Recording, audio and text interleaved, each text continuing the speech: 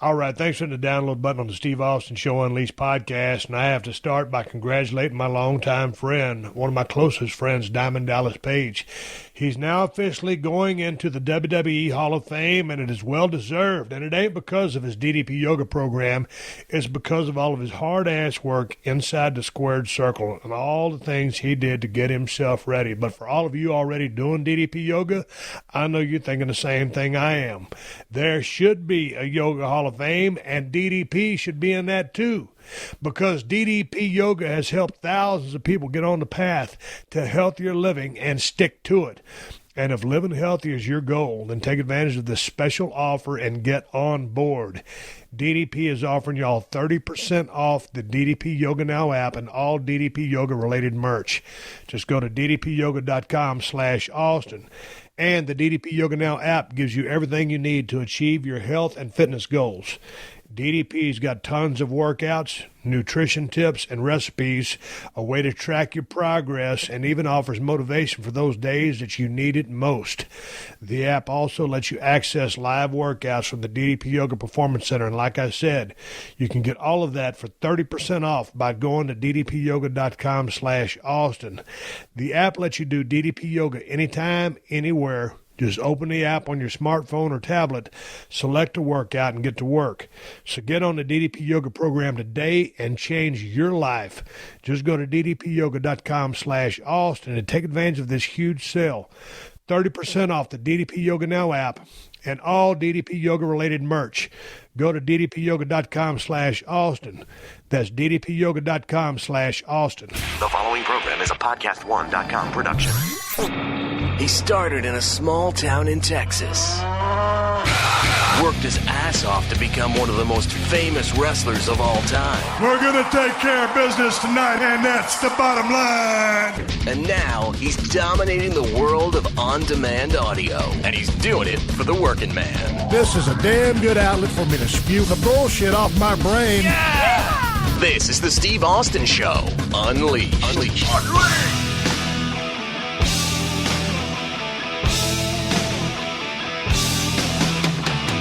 All right, everybody, welcome to Steve Austin Show. I am coming to you from the main streets of Los Angeles, California today. Come here, Hershey. Come here. Hershey the Wonder Dog has stopped to say hello. What's going on, girl? You want to be on the podcast today? Hershey the Wonder Dog just stopped. I'm in here in my office at Studio 316. Hershey the Wonder Dog stopped to get a couple of pets, so I'm petting her. Hershey, you're breathing too loud. Can you go in the other room when I get through petting you? This is a podcast which has never won an award. Maybe your appearance on the show today will give you an award. Will give me an award. I'm scratching underneath her chin. This is her favorite place. She likes me to scratch. Good girl, Hershey. Later on, I will take you on a WALK. I cannot say the word because if Moolah hears that word, she will come screaming in here waiting for me to pick up the dog leashes and the shit bags. All right, Hershey goes riding off in the sunset. Hershey, it was good talking to you. Thanks for stopping by the Steve Austin Show. God damn it, I am back from South Texas. And I'll tell you one thing. I had a lot of fun down there. I got my ass kicked by the chigger bugs, but it was good down there catching up work, filling up feeders, and doing all the other cool shit I get to do out there. Feeding alligator. I posted a video of me throwing a rabbit to alligator. Well, I didn't show the video of the rabbit getting eaten by the alligator, but I just showed me visiting with alligator. And on my Instagram account at Steve Austin BSR, just like my Twitter account, I think I had about 170,000 downloads or something like that. And people wonder about that alligator getting that close to that Kawasaki mule. Man, alligator ain't gonna jump in a mule. The alligator's not gonna kick my ass. I mean, you know, I was completely safe. The alligator was safe. Some people always ask me, hey, man, why don't you shoot that thing? I think it's dangerous. I like the alligator.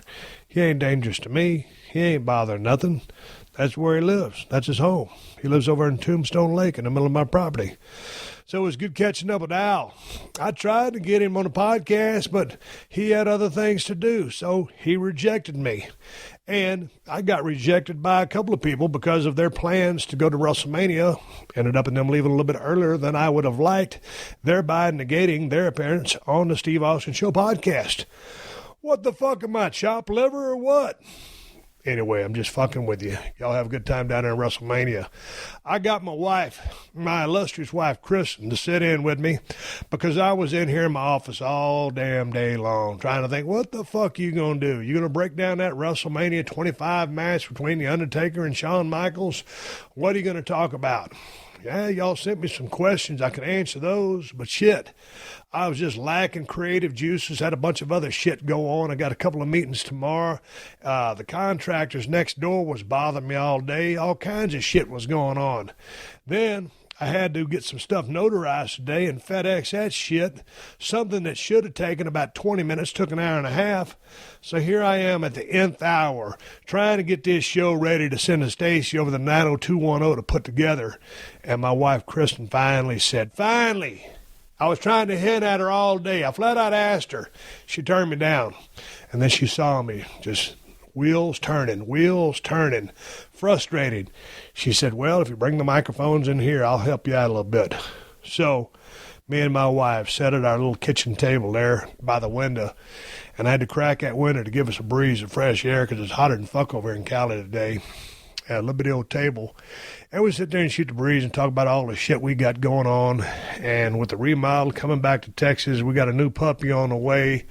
And then we busted some Q&As that you guys sent in. And basically, it's just it's a one-man clusterfuck featuring my wife, Kristin. And I hope you enjoy the show because it's really my life. I may be a global icon and a national treasure, but sometimes shit blows up in my face, and sometimes I ain't got fuck all going on either. And the other time, I just don't know where to shit or wind my watch. Jiminy H. Cricket. You'll hear about that saying in the podcast. Someone sent me an email the other day, said I was saying Jesus Christ too much on the family-friendly show. So now it's Jiminy H. Cricket. In today's day and age, with all the PC horse shit, you can't say shit no more without pissing somebody off. I don't know, it just seems like America just... Never mind, I won't go there. I will not go there, but I will go here. I know your brackets are done for March Madness. I know a lot of you guys were out of the money when South Carolina took out Duke. And now with the Final Four coming this weekend and the national championship game on Monday night, you got to get to betdsi.com if you want a shot at making any of that money back. You can get on individual games at BetDSI, and they even have live in-game wagering so you can cover losses if you need to, or add to your winnings if things are heading in that direction. That's the beauty of second-half bets. And right now, if you register at betdsi.com and use my promo code Austin25, that's my last name and the number 25, you'll get $25 for free and a 200% bonus on your first deposit. So, hey, what's better than winning money? Winning on someone else's dime, that's what. And you ain't got to worry about playing at BetDSI. They've been in the business for over 20 years and are the top-rated business on sportsbook review sites. They got great customer service available 24 hours a day, 365 days a year, and they've built their reputation on payment of winnings. And right now, when you register at betdsi.com and use my promo code Austin25, you'll get $25 for free and a 200% bonus with your first deposit. So get in on this action. Register at betdsi.com and use my promo code Austin25. That's my last name, Austin, and the number 25 to get $25 for free and a 200% bonus with your first deposit. That's betdsi.com and use the promo code Austin25. Steve Austin. Unleash. All right, welcome to the podcast. I'm sitting at a table over here at Studio 316. My wife is sitting across the table from me. I've got my laptop computer open. It's Wednesday. This is the Thursday podcast that you're listening to. WrestleMania 33 is in Orlando, Florida, this Sunday, April the 2nd. I will be tuned in, seeing what happens, see who wins, see who loses, and see who sets himself up for a future push. Kristin, how do you feel about WrestleMania 33? Well, first of all, Steve, you didn't say welcome to the Steve Austin Show. Oh, Kristin, welcome to the Steve Austin Show. How are you? No, you always start off, welcome to the Steve Austin Show. This is the Thursday Unleashed podcast. Yeah, but I'm going to do that on my open. Oh, okay. Which I'm going to record after I get finished talking to you. I'm very excited about WrestleMania. I know absolutely nothing about it. And I don't know why people would all flock to Orlando, Florida to go watch it. Because it's the biggest show of the year. Have you seen the stadium that the guys and gals going to be working in? No, I haven't. There's about 80 or 90,000 people, and they've got this crazy setup in a stage, or the entrance ramp looks like it's about 150, 200 yards long. It's absolutely spectacular. So this is the biggest wrestling event in a year. I mean, this is what the whole year of wrestling or sports entertainment is geared towards. And how long is this show supposed to last? Probably last about 4 hours. They're going to do a pre-show. They'll probably last 3 hours. I mean, I would imagine the thing from bell to bell or all day long, it's going to be 8 or 10 hours long. Wow. Oh, boy. Really can't hear the enthusiasm. I'd go to a Zumba party for 4 hours, but I wouldn't go to Well, all my buddies are down there. Diamond Dallas Page is going into the Hall of Fame. Of course, you know, when I first moved to Los Angeles, right before I met you, I was living with Diamond Dallas Page. And then when you and I went to the Los Lonely Boys concert, and I left my keys in my manager's pickup truck, and I tried to get back into Dallas's house. I couldn't get back in because he was sound asleep, and I had to spend the night at your house. So there's some sentimental ties there. Man, you still think I was working you. I was drunk out of my gourd. I lost my keys. And then we ended up getting married, so here we are. So there's a sentimental attachment to WrestleMania right there. And then my old travel partner, Rick Rude's going in. Ravishing Rick Rude. God dang. One time I remember we were splitting a room in Philadelphia, and Rick Rude was snoring so goddamn loud. And he's a senior guy, so I had to have respect for him. But I would tell him, Rick, shut up. And he'd be quiet. And then he starts snoring. I mean, it'd be like the drapes are coming off the window. Rick, shut the fuck up. And he'd go be quiet for a second, and then he'd start snoring again from that day on. I mean, me and Rick are very good friends. I had a lot of respect for him. But I never, ever roomed with Rick Rude again because I can't stand when people snore like a motherfucker, like I used to. I was just going to say that. Yeah, but I went to sleep study and got diagnosed with sleep apnea, so now I don't snore no more, right? Yeah, but I had about 8 miserable years of snoring. Well, you should totally get a sleep study. But anyway, so my old buddy Ravishing Rick Rude is going to the Hall of Fame. That's exciting. And, you know, one of the most exciting things about the Hall of Fame this year is one of my favorite tag teams of all time, the Rock and Roll Express. Ricky Morton and Robert Gibson are going into the Hall of Fame. And, goddamn, I've been saying they need to go in for years and years and years, along with the Midnight Express, who haven't gone in yet. And the Fabulous Freebirds finally went in a year or two ago. So now that the Rock and Roll is going in, you know, it would be neat to go down to Orlando and see it all, but goddamn, we've been so busy going down to the ranch and doing so much work, and I'm excited about all the members of the Hall of Fame. But going back to you and I, goddamn, we just got back from the Broken Skull Ranch, went down there for a little bit of spring cleaning, and I got on the damn lawnmower, got all the chigger bugs. I told you that story on the podcast. Get this one. When we came back to L.A. just a few days ago, I was shaving my head because I hadn't shaved in a couple of days because I had so many bumps on my head. I was scared what would happen. Sure enough, man, that damn razor clipped a couple of those damn chigger bumps I had on top of my head. I had about 8 patches, little toilet paper patches on my head. I looked like a fucking idiot, and I forgot when I went to Walgreens to pick up a prescription.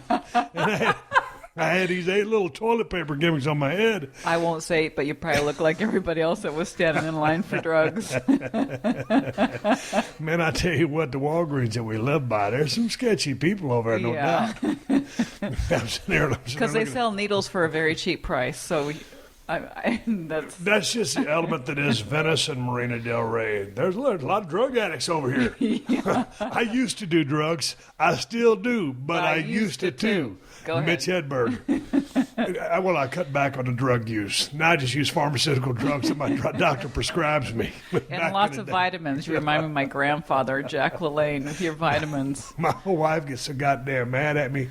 I take about, I don't know how many fucking vitamins I take. 57 vitamins. But they're all good for you. Yeah. And I haven't noticed a change. So. But there was a trade-off. You know, I told a story before. Back when you and I first bought the ranch in 2007, I was there by myself. myself, and I threw my backpack over my shoulder. I was saying back in my wrestling days, those pills that rattled in my backpack would have been Somas, Vicodin, Percocet, Ambien, all kinds of different shit. These days, that's blood pressure medication, this, that, and now it's vitamins. Vitamins. So, 3 drawers full of vitamins. So, I've evolved from being, back in that status into, the new status, and now it's like more vitamins and more vitamins. It seems like when you get older, you get smarter about the drugs you take. At least if you want to live a long time. True. I could take a handful of Vicodin or a handful of blood pressure pills. And I take my handful of blood pressure pills because that's what's going to be good for me. And so I'm still taking a lot of shit because the doctor prescribes them to me. You always get mad at me. You say, God damn. And my wife actually says that, but she'll never say it on the podcast. She goes, God damn, I can't believe you take so many pills. You do. I looked in your drawer. I was trying to put your underwear away today, and I opened it up, and there's like 50,000 vitamins I've never even heard of. Well, let me explain myself. I wasn't trying to exaggerate there. I only take 2 blood pressure medications. And then But you buy all these special roots and veggie pills and things from the store. Yeah, those are Flowers. Well, those are supplements I get over at Urban Nutrition. Okay. It's a bodybuilding supplement store. So a powerlifter, whatever, you go over and get all your vitamins, protein powder. Just got back today. I had to drink a speed stack to get the energy to do today's show because I didn't have shit to talk about. I was sitting up, I had 2 guys tap out on me because they ended up going to WrestleMania. So I got fucked without a guest. And so I'm sitting there. And we're in sitting there. No, but check it out. We're in this little crib, and they're remodeling the house next door. And I was sitting over in this one room that I designated as my office. And I got so much shit piled in there. I can't have the windows open because everybody's got their yard guy coming today, including us. Or contractors or construction or what have you. Yeah, and I'm just sweating my ass off. And I got up, went to use the bathroom, get ready to do my podcast, just come up with something. Make chicken salad out of chicken shit. And right when I was about to sit down, get my pillow out, put on my lap, put my laptop computer on my lap, turn everything on, my wife says, there's a big old fly in here. Would you come get him out for me? Because my wife is going to take a nap. And I'm like, motherfucker. It was a big fly. It was a big-ass fly. So I go in there to the kitchen. I grab the fly swatter. I walk back into the bedroom. Our master bedroom is what we call it. And then I get the fly swatter, and all of a sudden, there goes the fly, and he goes right into my office. I said, okay. I just shut the door and trapped him in there. I said, don't worry about the fly. He's in my office, so forget about it. I came in here and made me a protein shake with the shit that I just bought at the vitamin store, along with all my vitamins. So I go back in there. I sit down. I turn on my computer, turn everything on, get ready to start recording. That big fucking fly starts flying all over the room, so I fucking ribbed myself by trapping a fly in my room. He couldn't get out. And he's loud. Yeah, that son of a bitch was loud as fuck. Loud as Hershey's toenails on the wood Hershey, floor one here. of those walking by right now. So I go in there, get the goddamn fly swatter. I missed him twice, and then I crushed him with a fucking forehand. Knocked him on the ground, and then I hit his ass one more time just to make sure he was dead. I didn't want to stun him. I didn't want to knock his ass out. I wanted his ass dead so I could start the podcast. And I know I'm not going to win a fucking award for this thing, but it's a podcast nonetheless. But speaking of the fly swatter, so because we've had so much rain here, for some reason, I'm not sure what those bugs are called, but they look like giant mosquitoes. We had 37 of those in the house from last night to this morning. They are gigantic looking, sort of like mosquito flies. I don't know what they are. They look just like a mosquito, but they're size of a quarter. It's bigger than a quarter. Okay, a 50-cent piece. Yes. So anyway, sure enough, there we were getting ready to go to sleep last night. My wife was, Steve, there's 6, 7, 8, 9 of those big mosquito things in here. And she's like, I don't give a shit about them. They're not like, they look like mosquitoes. They look like giant mosquitoes that have been on the gas. But I don't want that carcass sitting on me at night. Well, I know, but it's not like they sting you and they suck your blood like a mosquito. They just look like a mosquito and they buzz around, so they bother you. So they don't bother me, so I don't give a shit. But since my wife's belly aching and complaining and asked me to kill the goddamn mosquito looks like, if y'all know what these big mosquito things are, please send me an email at questions@steveaustonshow.com and smarten the brother up to what the fuck they are. So anyway, I go get the fly swatter, and I have to get a couple of paper towels because these things are so goddamn big. If you don't pick them up off the floor, you can see a big-ass bug on the floor. So There I am. It's damn dark. It's dark 30. It's time to go to bed. I'm ready to go to bed. It's been a tough day. I had a badass back workout. But my damn wife says, can you kill these 7, 8, 9 mosquito gimmicks? So there I am, husband of the year, swatting these motherfuckers down and picking their carcasses. By the time I finished picking up all the carcasses, they weighed about a pound. I'm telling you, those suckers are big. What are you up, looking up on your iPhone to see what they are? Because I did see somebody talking about them on our little local newsletter here.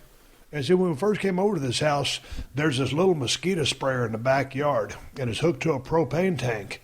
And it looked like an outboard motor, actually. It was a little mosquito sprayer. Yeah. And so I picked the sumbitch up and threw it in the trash because it ain't been used in 10 years. But I don't know, because when we're over there at 316 Gimmick Street, we ain't got all those things. We got a couple of them, but not like we got over here. I think his house is, something's wrong with it.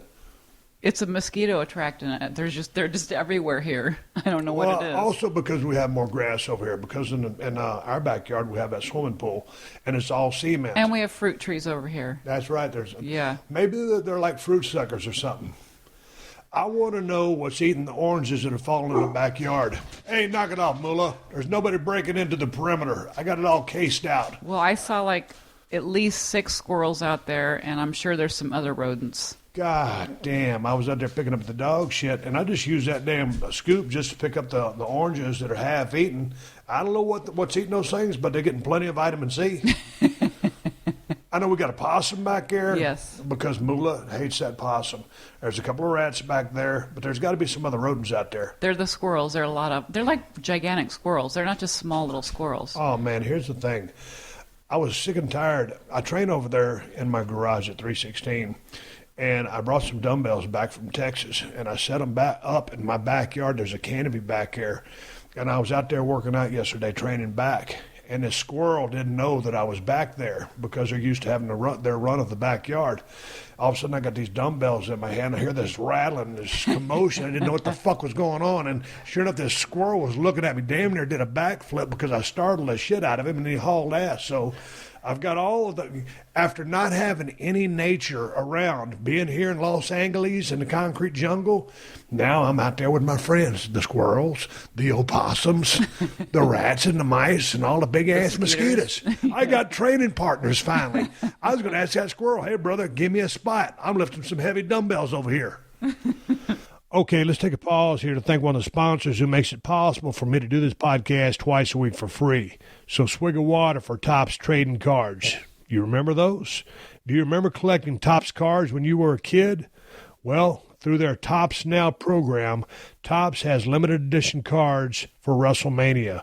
The Topps new Countdown to WrestleMania 33 match sets celebrates the biggest night in sports entertainment with trading cards commemorating the biggest matches from WrestleMania 33 and NXT TakeOver Orlando.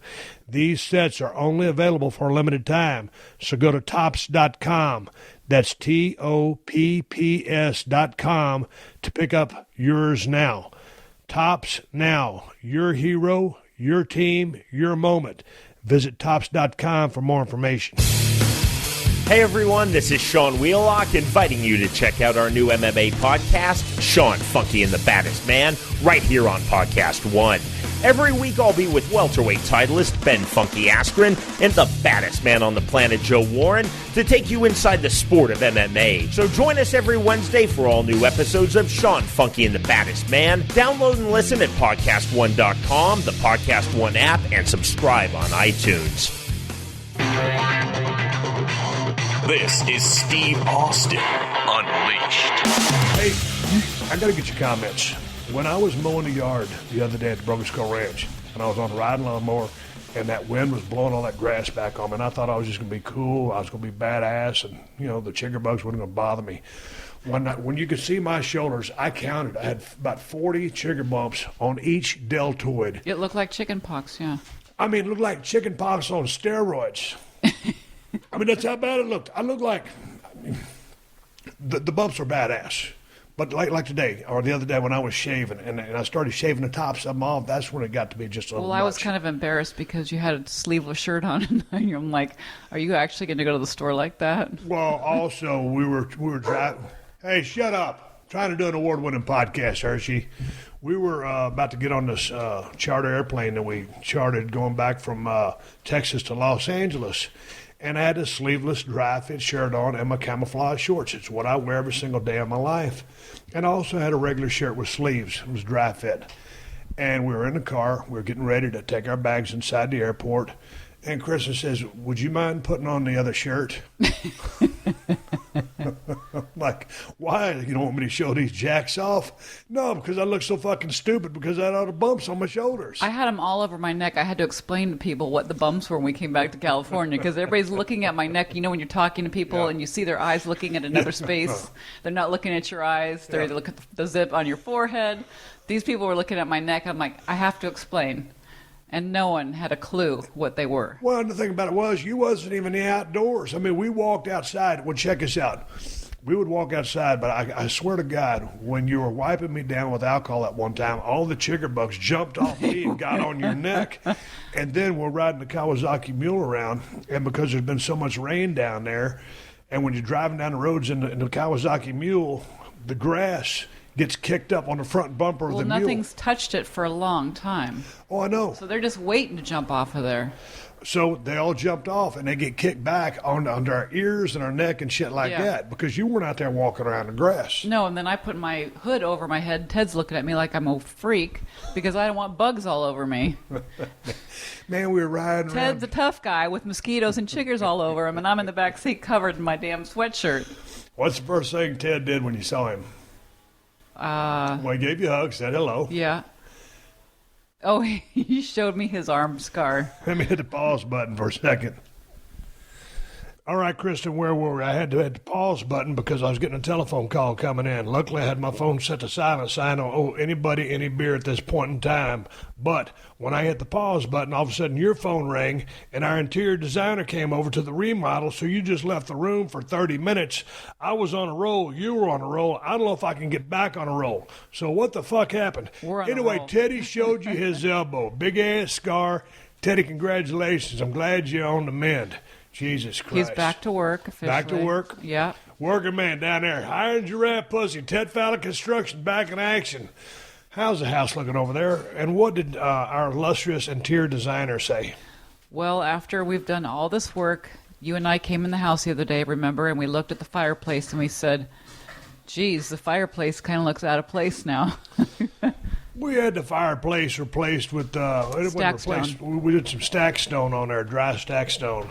And then when we come back with the new floors we got coming in and all the cabinets and fixtures and stuff, it looked like shit. It looked like an albatross in the middle of the room. Yeah, it just didn't fit the whole theme of the house. And we actually have a theme to the house now with this interior designer.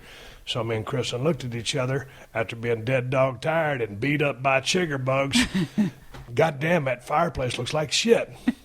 So we told Randy, our contractor, Randy, tear that fucking fireplace Demo down. the fireplace. We're starting from scratch. So now officially the entire house has been changed. Well, like I said, we should have built a new house from scratch. God damn it. Hey, man, what was I fixing to talk about? Oh, man, I got a phone call from the guy trying to transport my Kawasaki Mule. That's why I hit the pause button to begin with. Dude called me yesterday. He asked me, how do you get to the Broken Skull Ranch? I gave him directions. Well, I hadn't heard from the guy all day long. And then last night, about 10 p.m., my phone starts ringing. It's the guy that's supposed to be transporting Buck the Mule out here to the Broken Skull Challenge compound. He don't know where the damn ranch is. And then he finally ends up at a gate, and he says, hey, Steve, the gate code you left me doesn't work for the lock. And I said, dude, what does the gate look like? And he says, it says Donnell on it. I said, that ain't my gate. My gate's 4 miles down the road. And it was 10 p.m. in Texas. It's black as fuck out there. When it gets dark out there in South Texas, it gets dark. I said, man, I don't know what you're going to do. I said, my gate's about 4 miles down the road. You got the correct gate code. You don't have the right gate. This motherfucker ends up sleeping on the side of the road. Well, he's got a sleeper cabin at 18-wheeler. Oh, okay. And I'm bringing Buck the mule back to California to bring it back to the Broken Skull Challenge compound. That's my California mule. I got my other 2 Kawasaki Mule Pro FX and FXT down there at the ranch. Buck is in California. I had UVC Power Sports customize him and trick him out. No, now it's Buck time was to... in Texas. Now he's coming to California. Yeah, so, I'm bringing him back to California. I originally had him shipped down to Houston. So anyway, the dude just called me and he goes, Steve, he goes, I had to get the sheriff in McMullen County to show me where your ranch was. And I said, Wait a dude, minute. You have to backtrack because you got a call at 8 o'clock this morning. oh, yeah, I got a call from 8 o'clock this morning from dispatch. And the lady says, can you give directions one more time to the driver? And I said, yeah. And she said, okay, he'll call you right back. And the sumbitch didn't call back the whole day until just right then when he was trying to record the podcast. And it's 6 o'clock in Texas. Yeah, it's 6 o'clock in Texas. It's 4 here. I'm way behind on trying to turn this podcast in to Stacy in the 90210. So anyway, I said, were you able to get my mule and put it on your truck? And he goes, yes. And he goes, but there's some things in the back of the bed, the things that are on the deer heads. You mean those horns? Technically, as you know, if you listen to the show, they're antlers, but we call them horns. I said, you mean those horns? He goes, yeah, the horns. He goes, I can't have anything in the back, so I took those out. I said, that's fine. Just bring, I didn't say this to him. I was very, very polite to him, but I was like, just bring my motherfucking mule back to the Broken Skull Challenge compound so I got something to ride in California. Anyway, I don't know when he's going to get here, and he goes, you're Steve Austin, right? I said, yep, that's me. He goes, well, I didn't know I was hauling your mule. I goes, I got to take a picture with you. Is that okay? I said, as long as you bring my motherfucking mule, I'll take a bunch. I'm going to make a movie together. It'll be the movie of the happy Kawasaki mule owner receiving Buck the Mule in California at the Broken Skull Challenge compound. Starring Steve Austin. Super nice guy. The dude slept on the side of the road in his sleeper cab in his 18-wheeler because it was too dark to find a goddamn gate. God damn. Son of a bitch. You can get lost out there, especially going to our place. You can get lost in the daylight out there. Yeah, it's in the middle of nowhere. BFE, as we like to call it. But it's good out there because you ain't by no traffic. Ain't no poaching. Ain't no people. Ain't shit. Nothing. God damn it. No grocery stores either. We got a bunch of chigger bugs out there, and we got some big-ass deer. Hey, Ted, congratulations on getting your arm fixed. God damn it, it's good to see that sumbitch. He's moving his arm good again. Yeah, and I haven't seen him in a while. Yeah, I haven't seen him in a while, but now, he's getting the feelings back in his fingers, so now he'd be back to signing autographs. Well, he did bring you something cool. What? That nice flag that gentleman made for you. Oh, yeah, man, I got to give that dude a shout-out from North Carolina. Some guy works in a paint and body shop, made me an American flag. It had BSR in it, red, white, and blue. It had kind of tattered like it had been kind of war-torn, but it was made out of metal, and he painted it, and it was awesome. I didn't bring it back. I had it on top of the suitcase, so when I go back here pretty quickly, I'll bring it back. But I forgot your name, but thank you very much. You took a picture of his address, I think. Oh, yeah. I'm going to send him something. Oh, good. What else do you want to talk about today? Well, I was just reading about a great white shark swimming in the beach of Manhattan Beach. A great white shark swimming in Manhattan Beach. To you people that are listening overseas in the United Kingdom and all those other places that listen to the show, Manhattan Beach is about 10 miles from Marina Del Rey. So what you're saying is... People are actually at the beach swimming in that water today while they're filming a great white shark swimming to the... When you first gave me that news, I was going to jump on my Bronco and Hershey the Wonder Dog, go down there and whoop that damn shark's ass so nobody had to lose a limb, lose an arm, leg, die. And Kristin thought, this would be great. You wanted to go down to Orlando and see WrestleMania 33, and, I wasn't going to participate. I wasn't going to wrestle. I'm officially retired. But if there's a great white shark and he's out here about to harm some human being, and he's in the Pacific Coast, this is my territory. He done lost his Los Angeles privileges. I want you, great white shark. I want you in the worst way possible. I will see you in Orlando at WrestleMania 33. I have not called Vince McMahon. I have not called Triple H. I have not called anybody with any authority from the World Wrestling Entertainment Company. But there's no way that this match should be off of that card. Dare I say, even main event this motherfucker. It could be epic. There are going to be 80-some-odd thousand people there. There could be more. If they announce this as a special attraction, they could put in an extra damn section of stadiums. 150,000 people there, Kristin. I might be in Orlando. Stone Cold Steve Austin versus the Great White Shark. I'm just not sure how he's going to get there. That's one thing. I can get on a private jet and fly down there. This motherfucker going to need some water, so it's probably, you know what, we'll film it via satellite. We'll film it in Manhattan Beach live. Yeah, there you go. Satellite it. We can put you in one of those shark cages. Shark cages are for sissies. I ain't no damn sissy. If I'm going out there if I'm going to fight that shark, I'm going to go out there with a T-bone steak right here on the top of my head. Bring it, motherfucker. All you have to do is go shave your head and enough. God damn, you talk about blood in the water. But all I do is bust out them little toilet paper patches. That wouldn't look good for my promo reel. No. God damn it. There was something else I was going to talk about, and I can't remember what I was going to talk about. Well, I know they recently opened up a Los Pollos Hermanos here in California.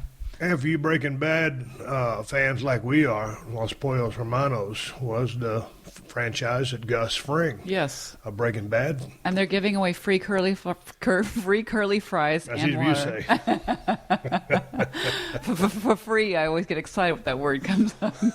For free.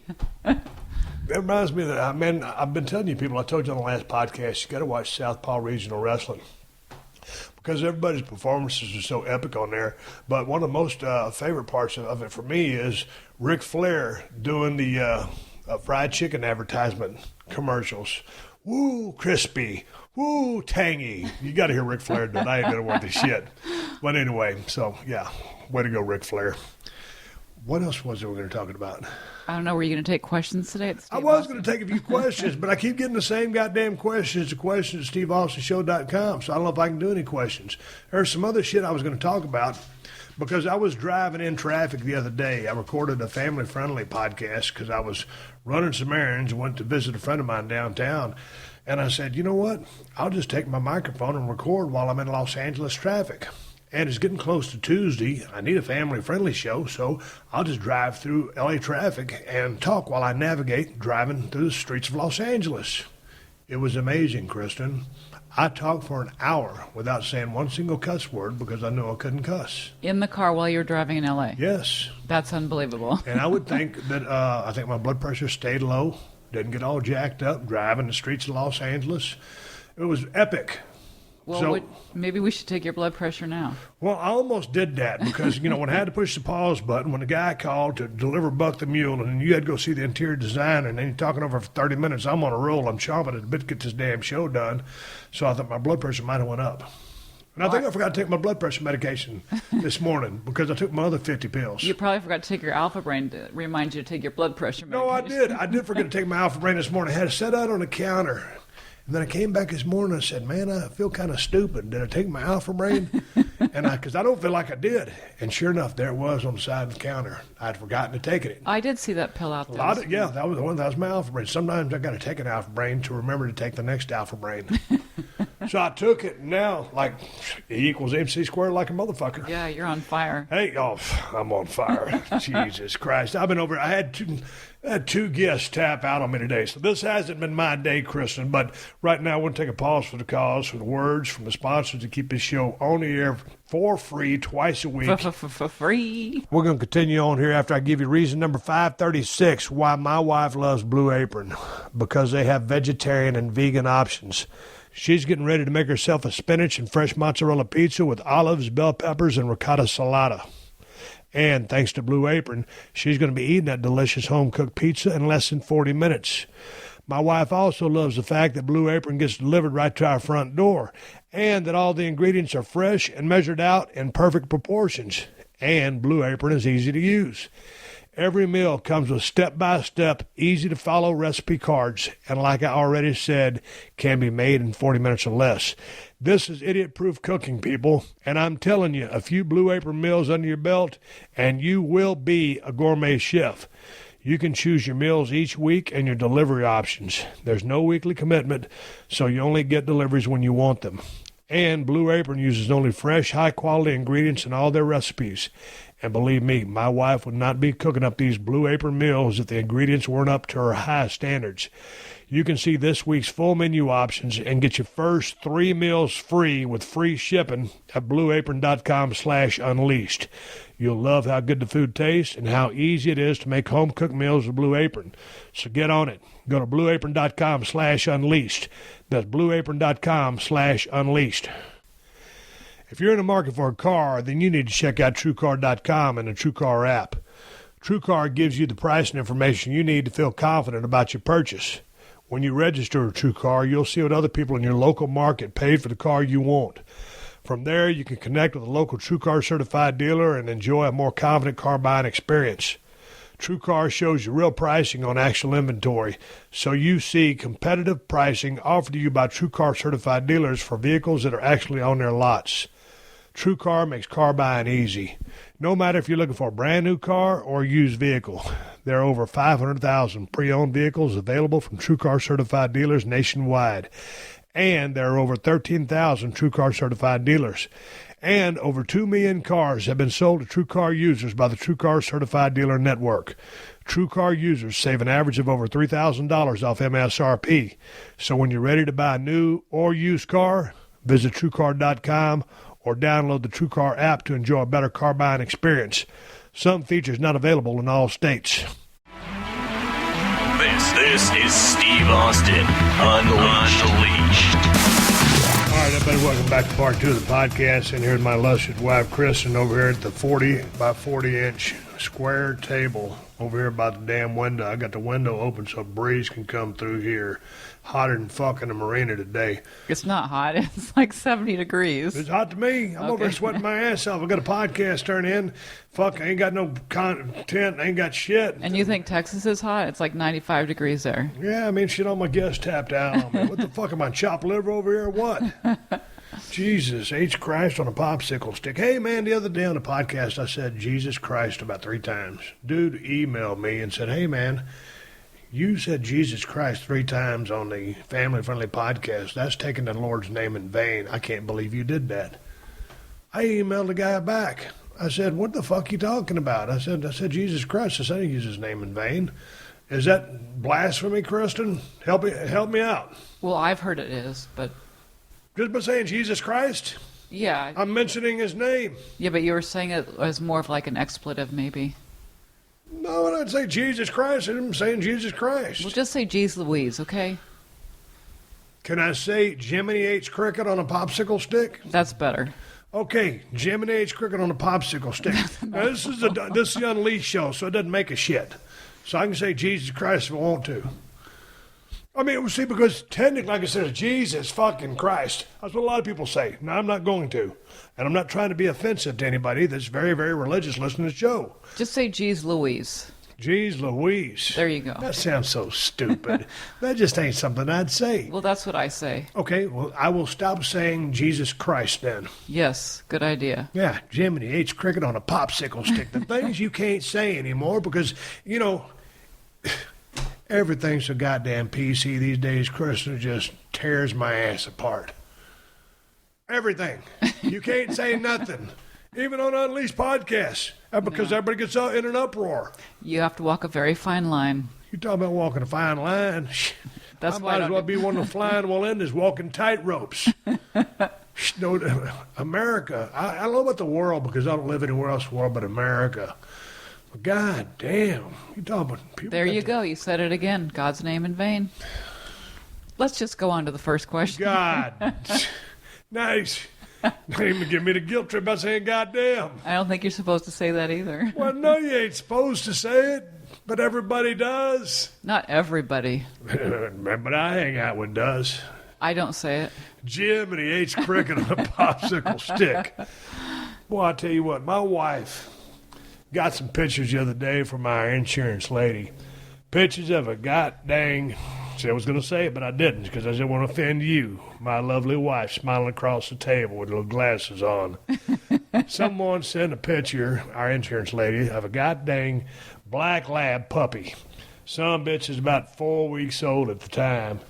And my wife jams me up. She says, you know, it's been a while since we had to put Shona down. Yep. God rest her soul. We loved her. And we've been down to 2 dogs. 2 dogs is very easy to travel with. But we missed the presence of that 3rd dog. And Hershey's starting to get older now. And she's about 12 and a half, going on 13 this year. And she's doing pretty good from her battle with pneumonia. She's still on medication, right? Yep. And so, you know, if Hershey, God, I don't know if she'll make another year and a half. We'd like for Hershey to be around to kind of teach the new pup some of her traits, right, just like she did Moolah. Yep. Because Moolah is part like Hershey, part like Shona, and she's got her own unique personality. So it's that mentor kind of thing. So we're thinking about getting a black lab puppy. And Moolah really wants somebody to play with. But here's the thing. Moolah is such an attention dog. I mean, you know, if you're sitting somewhere like at this table, if I'm eating, she'll come over here and she'll just walk in circles. And I'll scratch her back from head to her butt, because she'll just walk in circles or walk back and forth. She's got me trained. Yeah, but if she's got a puppy, she'll probably play with the puppy instead of pay attention to you. Well, I know, but that's my point. She's so used to getting all the attention. It's like, will she be mad at the little black lab puppy? I think initially she will be a little upset because, you know, she won't know what to do. But and that's what happened when we got Moolah. Yeah. Because Hershey and Shona kayfabed the shit out of her for about 2 months. Yeah, they didn't want to see. They didn't want to play with her. They ignored her. Poor thing. Because it was a 2-dog pack. Yeah. And then finally, Moolah was accepted, and boy, then it went gangbusters. And then Hershey and Moolah turned out to be best friends. And Shona and Moolah actually got in a couple of fights over some food. And then one time Moolah was playing too hard and Shona nipped her. And Moolah never forgot about that. Yes. But in those 2 scraps they got into, they didn't last very long. But I'll tell you what, I thought Moolah, we hate to see our dogs fight. We hate to see any dogs fight. Well, there was just 2 fights, and it was brutal. Any dog fight's going to be brutal. I know, but it was over food. One little kibble of food fell on the ground between them, yep. And goddamn, I'll tell you what, sorry about that. Yeah, to unleash you, and I apologize for cussing. Shit, I'm sorry. I'm sorry. No, when that fight broke out, I couldn't believe Moolah's temper.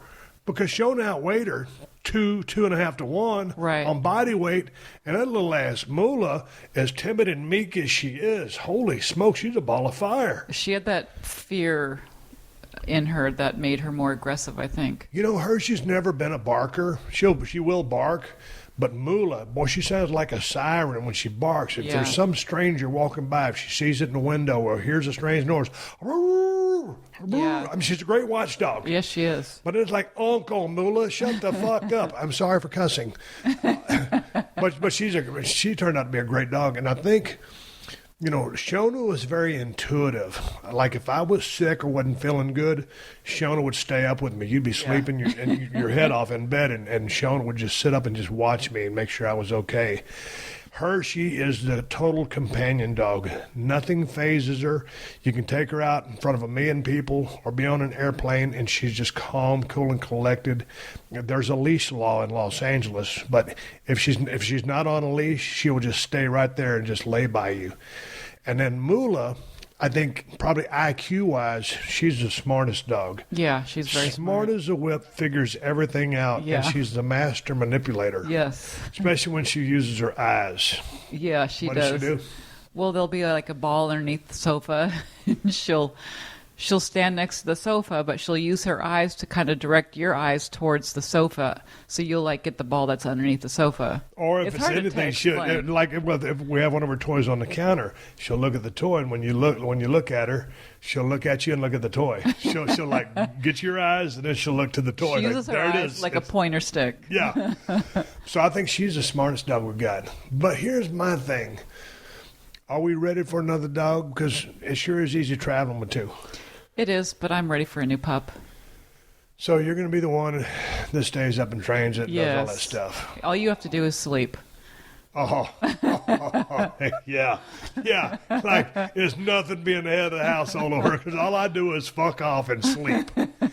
Yeah. I'll be getting up every 2 hours to teach the dog to go out to the bathroom outside. But the good thing is we're at 317 Gimmick Street, and it's okay if the doggy has a little accident here on these old wood floors. No, it ain't okay. Just because it's a puppy, I don't want to piss and shitting everywhere. I know. That goes with the territory. I get it. Yeah. But you ain't got to call me out on a worldwide audience for being lazy and like I don't do a goddamn thing around here. Well, so we're going to go out on Friday, if you're available, to pick up our new pup. I think I'm available. I got to call my agent. I could have an important meeting with Steven Spielberg or George Lucas. God damn it. What was some of the things you had written down there? You were just on the phone with my brother talking about a silent auction. Oh, goddamn. My brother-in-law went to a silent auction. I said, man, you better take a hearing aid because you ain't going to be able to hear that goddamn thing. All his buddies went home with a bunch of cool shit. He didn't come home with nothing because he couldn't hear the auctioneer up here. But I'm bummed.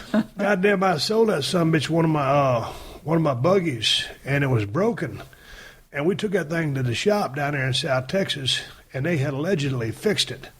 And then it started running like shit again. I'd put a fuel pump on it. Then they came out to the ranch and allegedly fixed it again.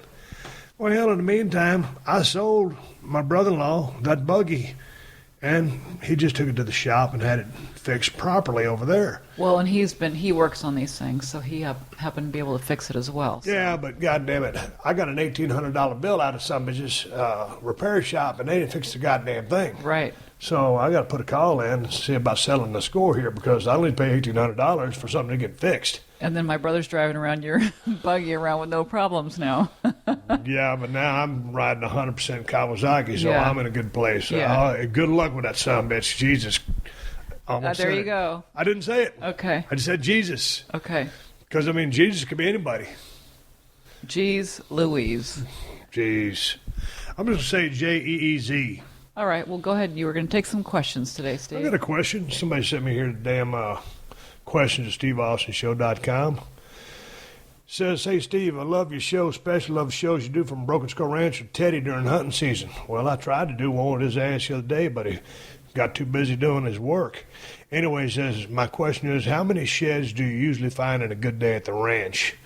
Also, do you have any good tips or methods you use to help you find more sheds and make better use of your time in the field searching? Thanks a lot. That comes from Ryan in Boonville, Indiana.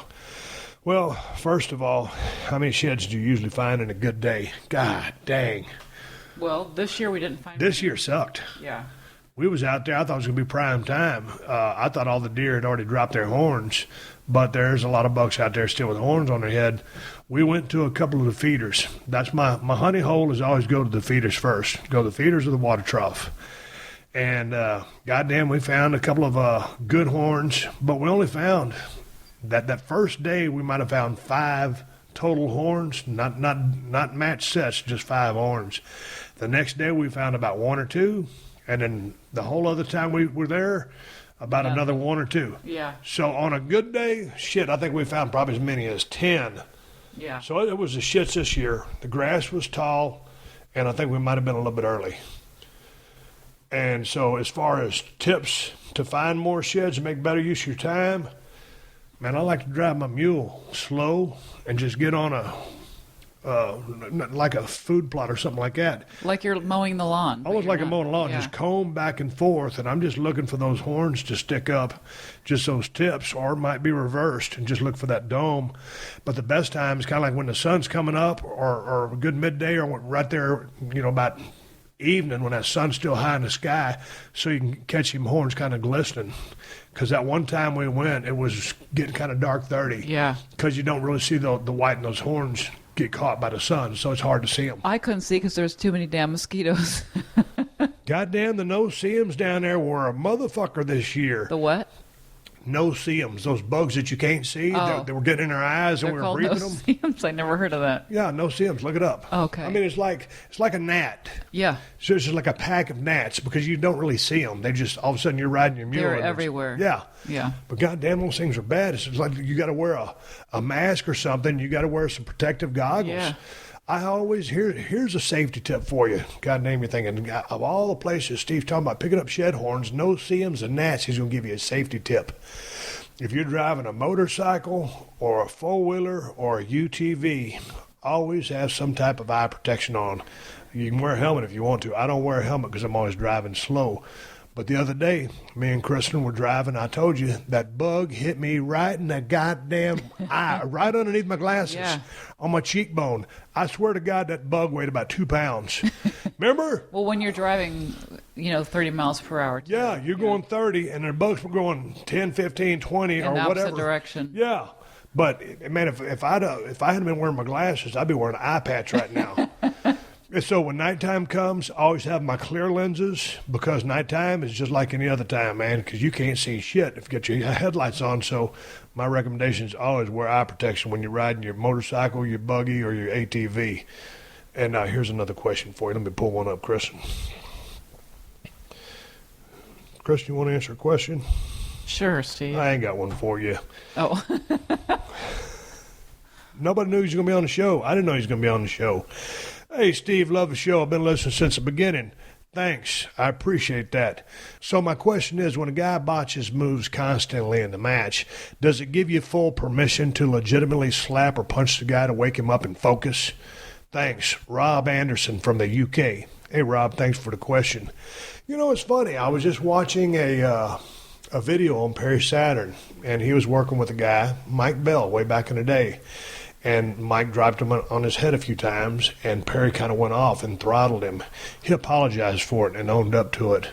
But that was a case of a guy botching some moves, and Perry kind of lost his temper. And I hope Perry's doing well. I know he's not in a great place right now, but I just saw the video on YouTube. But, man, I tell you what, when a guy's out there and he fucks up or he messes up, it's one thing when you get a potato and you send a receipt back. But if a guy just continually botches stuff, it's time to go home.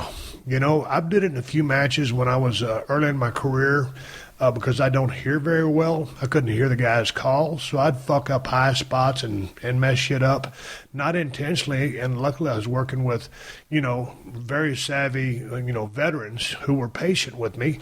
And they weren't going to try to whip my ass because I was in pretty good shape. But it was time to go home, or they'd just get on all offense, and I would sell, and then we'd go home. But no, it doesn't give you license. It doesn't give you any permission to just throttle a guy. It's just that some guys aren't that great. Some guys are a little slow. Some guys never really pick it up. And so you just have to have the patience to deal with those people. They're going to come along at some point in time in your career, and we all deal with it. And, back in the day when I was green, I didn't necessarily hurt anybody, but, I was fucking some shit up. And it's just a learning process. But when a guy messes up, the best thing is to be patient. Try to settle him down. He could be nervous. Grab a hold.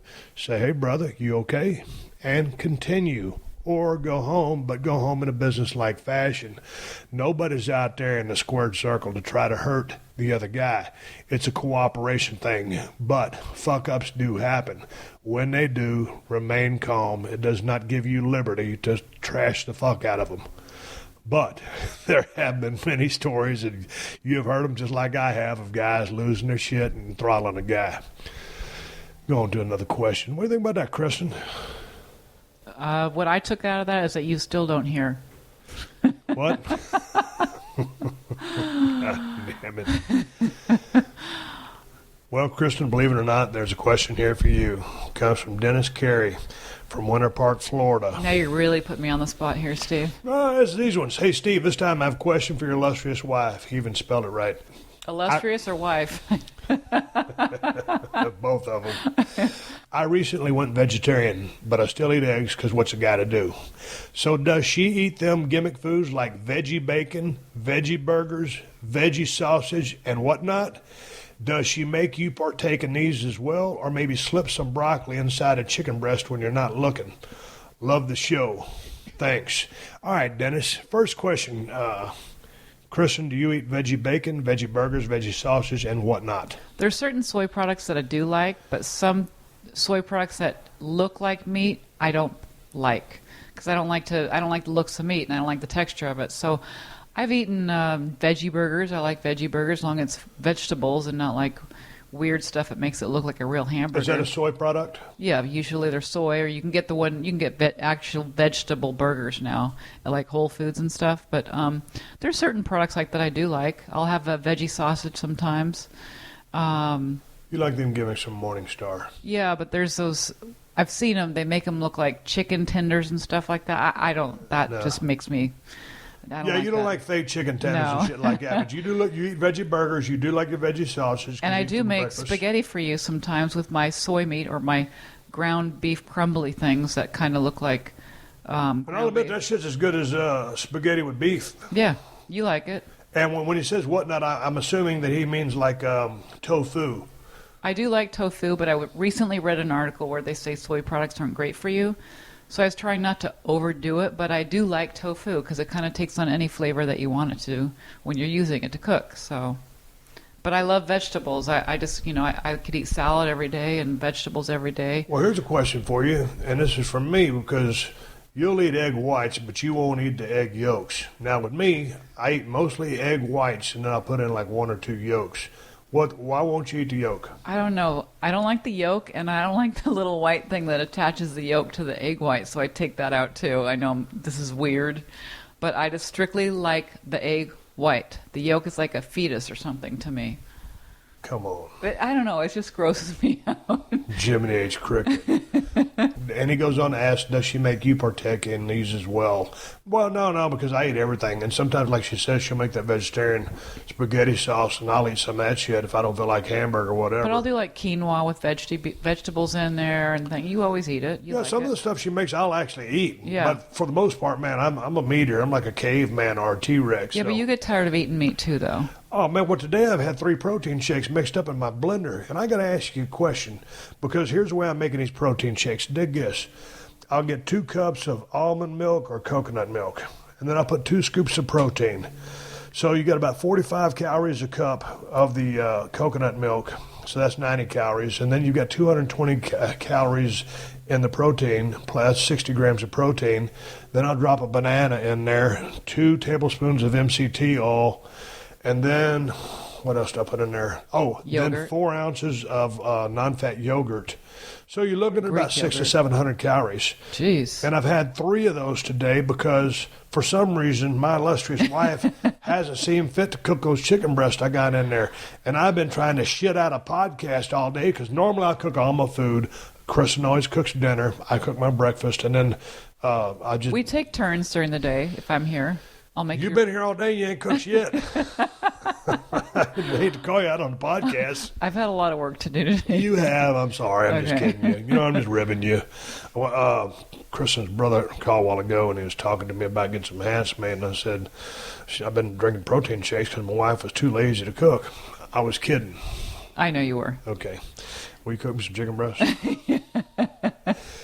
But I've had 3 of those protein shakes because sometimes I'll get stuck on these podcasts and then I'll end up eating like 2 meals in one day. And that's like 1,000 calories. You can't get by on that. And I've been trying to jack my calories up to about, I think I'm up to about 3,500 to 3,700 because I ain't been eating enough. Why you look at me like that? Because if I drink one of those shakes, I wouldn't be hungry for 3 days. No, don't get me wrong. I'm going to be a barrel of fun to be around here in about a couple hours, if you know what I mean. But as far as her slipping broccoli and a chicken breast or something like that, I eat broccoli to begin with. Yeah, you do. You like it. I eat cauliflower. I'll get my veggies in regardless. But, yeah. I have made I flatten chicken breasts and I'll roll with spinach and stuff. That's good, but I haven't made that in a long time. But there's plenty of veggies you can sneak into meats. What's your go-to vegetable? I know this sounds crazy, but I love lettuce. You're like a goddamn rabbit. I love salad. I love lettuce. I love broccoli. I love any vegetable. The only 2 vegetables I do not like are mushrooms and eggplant. Boy, I'll tell you what, if there's one thing I can't stand is we go to a fucking restaurant and my wife puts her order in and she'll say no mushrooms or eggplant. And I always say that because I don't like either. And all of a sudden she gets her dish back and sure enough, there's either some mushrooms in that sumbitch or there's an eggplant. It's like, did you not hear when she was placing that order? It goes back to that question a while ago. If a guy's not hearing eye spots, he's fucking shit up. So my wife's not going to throttle the person for bringing the eggplant and the mushroom in I a just have dish. to pick it all out. Well, no, but sometimes they go remake it. So there I am with a plate of food, but I got to wait on your shit to come I back know. because it can't be rude and eat in front of you. So I eat behind you. Why is that guy eating behind his wife? Oh, they fucked up her order. Hey, man, here's a question. Hey, Steve, I've been meaning to ask you this for a while, and it recently came up in the Adam Cole podcast. Had a good time talking to that guy. But unfortunately, you did not elaborate on it. Baltimore, 1998. Did Paul Bearer really go into the sewer? You and Kane stuffed him head first down the manhole, and it looked pretty real. How was that done? I'm curious. I'll catch your ass down the road. Harvey from London, UK. Goddamn, I got a shit pile of fans over in the UK. Thank you, Harvey. I appreciate that question. No, man, that was a real deal. And, Paul was a pretty big guy. And that manhole was pretty damn deep. And what they did, somehow they stuffed a bunch of blankets and some pillows down there in that hole. And it was a pretty good drop off. And the thing about it was, it had to be at least 6 feet down there, 6, 7, 8. Because when Paul went down there, if I'm not mistaken, he went head first, but then he had to rotate to take his bump. And, Paul wasn't like just a bump taking heel because he was a big man. But, man, he was gung-ho to do it. And we did that in one take. I can't remember if that was live or if we did that as a pre-tape. But I think I had that shovel in my hand. And me and Kane, we were roughing him up pretty good. And Paul was game for it. Paul was game for anything. And, man, I love Paul ever since he was Percy Pringle. And I met him down in USWA. And we were just friends from the first time we met. But they had some blanket stuff down in there to cushion his fall, some pillows. And I was thinking at first when I was thinking about how did we do that? Because I was thinking, was there a mattress down there or what? But it was almost like a mattress by the time they got finished padding it. And I got to give a shout out to Paul. I mean, he's no longer with us, but he was always game to do everything. But that was a shoot bump. It was done one time, and Paul didn't get hurt, and it was really great TV. And, of course, I always like working with Kane. I just read on the computer that Kane was going to run for maybe mayor of Knoxville or wherever the hell he lives over in Tennessee. Kane's one of the smartest guys in the WWE. He's read about 1,000 books, I figure. Actually, that's a number I'm just making up. But the guy's like a bookworm, and he's really, really smart. And when you see Kane or the Demon Kane and all the savage, crazy stuff that he's done over the history of his career, and he's had a monster run, and he'll be in the Hall of Fame one day, golly, what a gentle soul. A mountain of a man and smart as fuck. One of the smartest guys, most eloquent, well-spoken guys in the locker room. I'd love to talk to him on a podcast one of these days. But anyway, me and Kane stuffing Paul Bearer down in that manhole, that's how we did it. And Paul Bearer was badass. Steve Austin shaved head. Why does Steve Austin shave his head? What razor and shaving cream does Steve Austin use to shave his head? Matthew asks. Someone really wants to know that. Yeah, Matthew. Why does Steve Austin shave his head? Because the motherfucker's going bald. I started losing my hair, widow's peak, when I was 24, 25 years old down there in WCW. I saw the writing on the wall. Fuck. If I tried to grow my hair back right now, I'd look like an idiot. With all due respect that people are losing their hair and won't cut it, I would look stupid as fuck. So, shaving my head, the fact that I was going bald, turned out to be the best thing that could have ever happened to me. Because as stunning Steve Austin, back in my day when I first got into business, I was actually a pretty good-looking cat with a decent physique. But when I turned into Stone Cold Steve Austin, that hair would have never worked. I cannot picture you with hair. You've seen those pictures of me. I know, Every but now and then someone will tweet me one. It's not like I carry around a photo album of my career and say, here's a picture of me when I was 26 and had a head full of long, blonde, beautiful hair. So I shaved my head because I'm going bald. And so for all practical purposes, I am bald. And it works for you. Yeah, it works for me. But, man, sometimes, like when we're in deer season or whatever, I won't shave for about a week and a half, and I'll start looking pretty shitty. And then I'll always tell my wife, I said, I think I'm going to go ahead and grow my beard out again this year. And my wife says, do you have to? You look so much better without your beard. You look so much more handsome when you're clean shaven. See? Yeah, I'm a good one. She's over there rolling her eyes. What razor and shaving cream do I use? Man, I like a twin blade razor. As far as shaving cream goes, any of it will work. I like that kind, that gel is blue, and then you rub it on your head, it turns white or whatever. So shaving cream is shaving cream. Half the time I run out down at the ranch, and I'll just use soap and water. And my other trick is when I'm in a hotel sometimes, if they got those little gimmick conditioner bottles, I'll just squirt conditioner all over my head and on my face. As long as you got something slippery for some kind of lubrication, I don't let it sit on there long enough to soften the whiskers up, and that's all you use. But soap and water will work any old day in the week. That's an interesting question. Well, Kristin, you shave your legs every goddamn day. Yeah. What do you use to shave your legs? Soap. Soap and water. Yeah. Here's the thing. And your leftover razors. Why you got to shave your legs every single day? Is that normal for like all of your friends? I don't like stubble. Well, I don't either. Well, there you go. Well, can't get hot about it. Hey, what else are we going to talk about? Absolutely nothing, Steve. Hey, man. There's the same question. When a guy botches a move, can you beat the fuck out of him? No, you can't. Here's a Metallica question. You haven't been shy about your love for Metallica.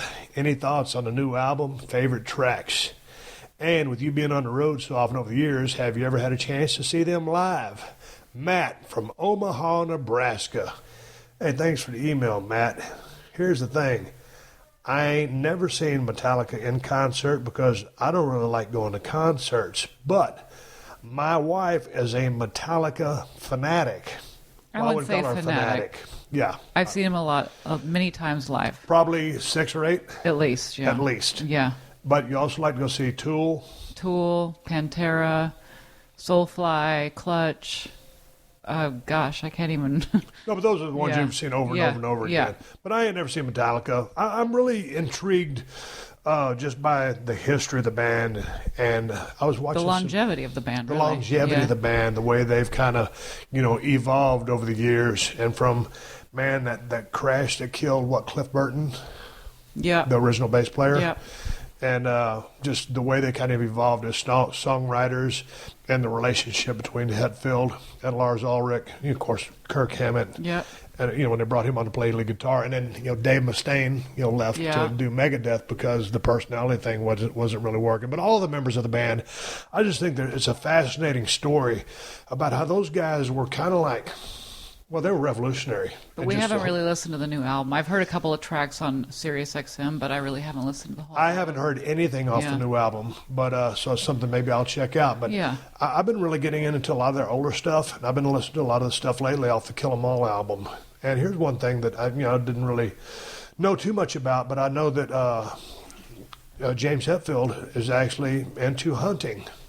Oh. So it'd be neat to have a conversation, not so much to retrace their rock and roll roots or their heavy metal or whatever you want to call it, roots, because so many people have talked about their stories so many times, myself included. I don't really care to talk too much about it. I really talk about other things.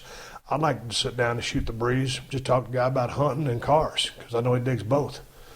But anyway, shit. Hey, Kristin, that's about an hour's worth of conversation. I think we ought to take this podcast home.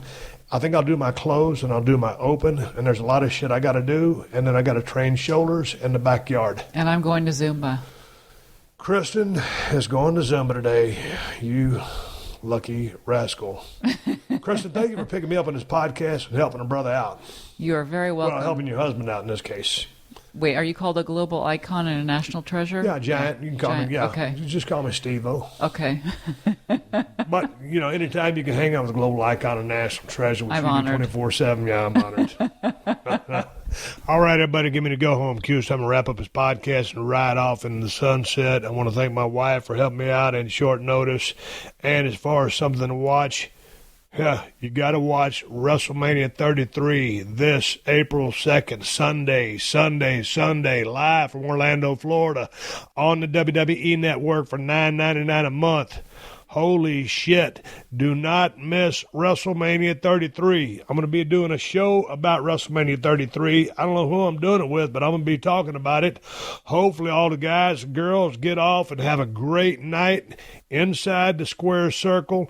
It's WrestleMania 33. Congratulations to all of the 2017 Hall of Fame inductees. I'm proud of y'all for busting your asses and doing enough inside the squared circle to go into the Hall of Fame. Hell of a class going in this year, headlined by Kurt Angle and, of course, my real good friend Diamond Dallas Page and everybody else. It's from the Rock and Roll Express. Jesus, it's about time these guys went in, so congrats to that whole damn class. Hey, ProWrestlingTees.com/Steve Austin has all the shirts I've been wearing during the filming of the last season of Broken Skull Challenge. And the best damn IPA on the planet is Broken Skull IPA at El Segundo Brewing Company.